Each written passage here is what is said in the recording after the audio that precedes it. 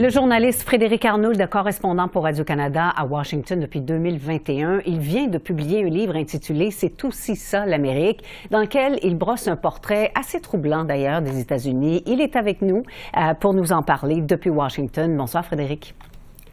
Bonsoir Catherine.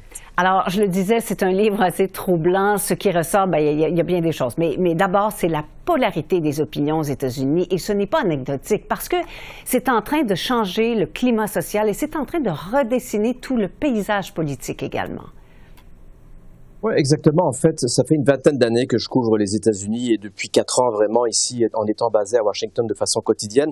Mais j'ai remarqué que les choses bougent beaucoup. Bon, on sait toujours qu'il y a toujours des États qui sont très bleus, très démocrates, des États qui sont très rouges, très républicains. Mais là, on a l'impression que le rouge et le bleu deviennent de plus en plus foncés. Et donc, ça commence à être assez difficile à voir où s'en va ce pays. En fait, je donne toujours l'exemple d'il y a une vingtaine d'années, j'ai été couvrir des feux en Californie, dans la région de San Diego, et j'avais trouvé vraiment une solidarité exceptionnelle. Le monde se serrait les coudes. Et presque 20 ans plus tard, il y a quelques semaines, je suis retourné en Californie, toujours pour couvrir des feux. Et cette fois-ci, c'était à Los Angeles. Et là, on voyait vraiment une polarisation totale. On allait sur les réseaux sociaux, et là, on voyait les gens qui disaient « Ah, ben, c'est des Californiens, c'est des démocrates, ça m'est égal, ils peuvent brûler, je n'en ai absolument que faire, c'est juste des riches. » Alors qu'en fait, il y avait autant de quartiers latinos qui étaient beaucoup plus de la classe moyenne et qui ont été touchés. Donc, on a vu vraiment une évolution au niveau du respect de l'autre qui a beaucoup changé. Et une des causes, évidemment, c'est cette espèce de toxicité du discours politique qui a été renforcée davantage à partir de 2015 avec l'arrivée en scène de Donald Trump, évidemment. Oui, et on la ressent chaque jour davantage, cette espèce de toxicité dont vous parlez. Vous expliquez aussi, et ça c'est vraiment particulièrement intéressant, le phénomène du gerrymandering. Vous l'expliquez très bien. C'est pas tout le monde qui connaît ça, c'est pas facile à comprendre d'ailleurs. Mais ce qu'on comprend, c'est que c'est déterminant maintenant dans le résultat des élections depuis quoi? Peut-être une dizaine d'années, voire plus. Oui, en fait, le gerrymandering, c'est le charcutage électoral, comme on l'appelle. C'est-à-dire plutôt que les électeurs choisissent leurs représentants, c'est quasiment les représentants qui vont choisir leurs électeurs. Parce que tous les 10 ans, dans chaque État, ils peuvent redéfinir les frontières des différents comtés, des différentes circonscriptions. Et évidemment, c'est pas comme au Canada où ça arrive aussi, là, mais c'est bipartisan ici. Si vous avez une super majorité républicaine, par exemple, vous avez le choix, dans le fond, de redéfinir cette fameuse carte des circonscriptions. Et donc, ce que vous allez faire pour vous assurer une super majorité républicaine, vous allez noyer les petites poches bleues de démocrates dans certains quartiers et vous allez les rattacher à une énorme circonscription rouge, donc républicaine, ce qui fait que dans le fond, les démocrates qui avant avaient une certaine voix se retrouvent noyés dans cet océan républicain. Et ça se fait évidemment dans d'autres États qui soient démocrates aussi, qui veulent s'assurer des supermajorités. Donc dans le fond, encore une fois, ça vient creuser davantage cet écart entre l'électeur et les politiciens qui sont supposés les représenter, mais ça a un impact évidemment sur la démocratie parce que les partis en place se garantissent d'être là pour 5, 6, 7, 8 mandats parce qu'encore une fois, ils ont décidé qui allait être dans leur circonscription et qui allait voter pour eux dans le fond. Et on comprend que ça n'avantage pas toujours, mettons, le vote afro-américain, par exemple. Oui, exactement. En fait, c'est une tentative de suppression électorale des votes parce que c'est un peu étonnant parce que si on compare avec le Canada, par exemple, aux États-Unis, il y a encore énormément de monde qui n'a pas de passeport, par exemple, ou de permis de conduire. Ils ne conduisent pas, donc ils n'ont pas de permis de conduire. Et donc, ça veut dire que pour se présenter, par exemple, à des élections, pour se faire enregistrer comme électeur, ils n'ont pas vraiment de carte d'identité. Alors, c'est surtout du côté républicain que ça se passe. Dans certains États républicains, on décide de vous n'avez pas de carte d'identité, pas de passeport, vous ne pourrez pas voter. Et évidemment, ça décourage ces électeurs qui sont souvent plus progressistes, comme certains latinos ou même les afro-américains. Et donc, ils ne vont plus voter.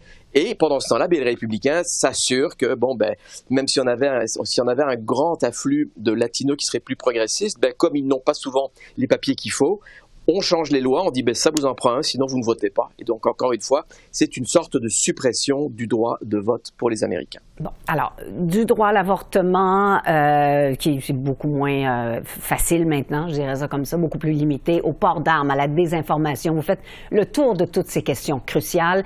Est-ce que vous avez l'impression de dresser un portrait très peu flatteur des États-Unis? Mais en même temps, c'est un portrait, je pense, réaliste, qui est quand même assez factuel. Ce livre, je l'ai un peu écrit, un peu comme un road trip à travers les États-Unis, c'est comme quasiment des personnages de romans, mais ce sont des Américains qui se sont livrés sans phare, vraiment sans artifice, et qui nous livrent ce qu'ils pensent vraiment. Parfois, ça va vous choquer, parfois, ça va vous attendrir, ça va vous bouleverser, mais il reste que c'est un portrait, je pense, qui est quand même assez proche de la réalité, où on voit vraiment des gens qui sont persuadés que leur opinion est la meilleure, et donc contre toute attente, ils vont la défendre, et ce qui fait que maintenant, il y a des familles qui ne se parlent plus, il n'y a plus de Thanksgiving, il n'y a plus de repas de Noël, parce que là, c'est tellement devenu toxique, ces discussions-là, qu'on décroche, on ne se parle plus. Et au milieu de tout ça, de ces gens qui sont super polarisés, autant du côté gauche que du côté droit, vous avez un peu l'Américain moyen qui, lui, ne se reconnaît plus et qui se désengage de plus en plus de la politique, qui ne vote plus. Donc, vous vous retrouvez avec deux côtés qui sont hyper crinqués, pardonnez-moi l'expression, hyper polarisés, mais qui se font entendre. Et au milieu de cela, on a des gens qui ne votent plus, ce qui fait qu'on a une désaffection vraiment électorale qui est assez importante et assez grave, je crois, pour l'avenir de cette démocratie qu'on appelle encore les États-Unis. D'où la question que vous posez, qu'on retrouve en 4e de couverture, est-ce que les États-Unis sont brisés? Alors, on peut vous la poser, cette question-là. Est-ce que les États-Unis sont brisés en ce moment? Ben, on a l'impression que oui, et c'est un peu étrange parce que les Américains sont profondément fiers d'être Américains, de faire partie de ce pays, de ses valeurs, la liberté, etc. Mais j'ai l'impression qu'ils ont quand même beaucoup de choses en commun, mais ils ne le voient plus. Ils se définissent par rapport à l'autre, par rapport à lui, en fait, qui est dans le tort, alors que moi, je sais exactement ce qui est bon pour ce pays. De toute façon, sur les réseaux sociaux, je ne suis que les médias qui représentent ce que moi je représente. Donc, dans le fond, ils s'isolent complètement. Ils n'ont plus une idée de la réalité américaine de l'autre côté parce qu'ils se définissent en fonction de quelque chose qu'ils veulent refuser. Et donc, c'est comme une espèce de grand vase qui est un peu cassé, qui se fendit, et on se demande un petit peu, mais qu'est-ce qui tient? C'est quoi le duct tape, dans le fond, qui tient encore ces Américains, cette Amérique qui est brisée? Et au milieu de ça, quasiment au fond du vase, vous avez ces politiciens qui, eux, c'est une business de se faire élire, donc ils exploitent une espèce de polarisation, malheureusement, de toutes ces divergences. Et Donald Trump, évidemment, est très fort là-dedans parce qu'il a su essayer de s'arrimer cette espèce de frustration qui est légitime aussi par rapport à l'appareil de l'État qui ne bouge pas, mais il a réussi à se l'arrimer et dans le fond, c'est ça, il gagne parce qu'il parvient encore à diviser, donc c'est conquérir, donc il faut diviser. C'est une vieille règle politique et militaire, mais malheureusement, ça marche. Ça fait ses preuves. Vous l'avez dit, il y a des entrevues, vous avez fait des dizaines et des dizaines d'entrevues, là, c'est tout un travail, j'imagine. Il y a certaines phrases qui sont choquantes. Il y en a une en particulier, je me souviens d'avoir lu, où une personne avec qui vous vous entreteniez disait, et vous parlez à vous, sachant que vous venez du Canada, et vous disait, on voudrait quand même pas devenir un deuxième Canada. Alors, évidemment, quand on lit des choses comme ça étonne, ça donne un peu le vertige. C'est parce qu'encore une fois, il y a beaucoup de désinformation et aussi d'une certaine façon une certaine ignorance par rapport au Canada. Parce que quand je me présente, j'étais dans une quarantaine d'États et quand je me présente, je dis j'arrive du Canada et selon la polarisation des gens que je rencontre, souvent quand ils sont plus à droite, ils vont dire c'est Justin Trudeau, it's a socialist and the truckers, you did this and this and that. Comme une dictature, alors qu'en fait, je pense pas que quelqu'un qui faisait partie du mouvement des camionneurs, qui était en train d'être dans un jacuzzi en face de la colline parlementaire, je pense pas qu'on peut qualifier ça de dictature.